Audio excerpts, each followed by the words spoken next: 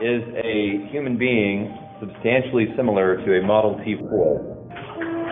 Who remembers what a Model T Ford is or was? It was the first blank-produced car, mass-produced car, right? So Henry Ford made a lot of money because he figured out how to make a car which was already in existence and how to make it cheaply so everybody could afford it. This is a good thing, right? So we're going to ask, is a human being more or less like that? By asking that question, I want you to see what we're doing here in the big picture.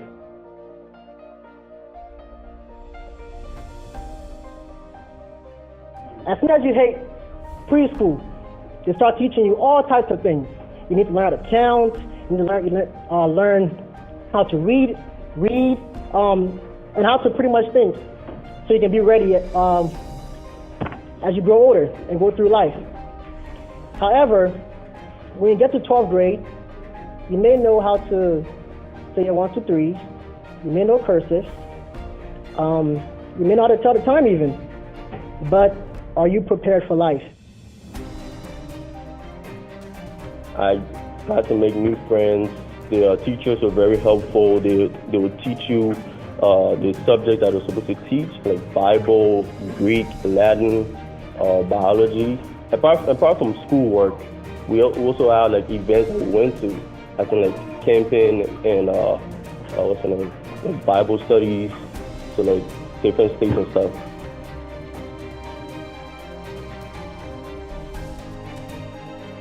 And lots of kids in my generation, and I experienced it myself, is that they're not prepared for what lies ahead, what lies after school. Because you all know that no matter what you learn in school, what life brings is very different from what you might have expected. And here at Christ Academy, we have been taught to be prepared for life. Not only am I in school with my family, but I'm in school with people who love me, care about me, to watch me every day. Christ Academy has taught me how to process these things and approach them calmly and collectively, and not panic.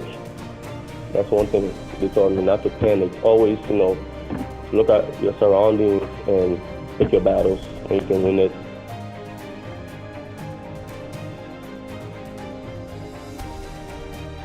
The mass-produced education, the sort of industrial way of thinking about kids going through school, where you go to one class and one subject, you get your stamp, you go to the next one, you get this part, this part, this part, this part. It's like a factory, right? Well, we're not like that. We believe that human beings need to be tutored, need to be led by other human beings in a community of learners.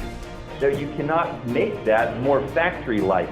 Let's go back to the basics, the fundamentals of education, study the great things that people have thought from all cultures, and especially from the culture that America comes from, the Western and American tradition. Every single student deserves a high-quality education, and we're willing to make sacrifices, and we're willing to do things like raise the funds and dedicate ourselves even sacrificially to make that happen, because we do not believe that just because you have a specific zip code, you shouldn't have access to an excellent, especially Christ-centered, but just excellent education.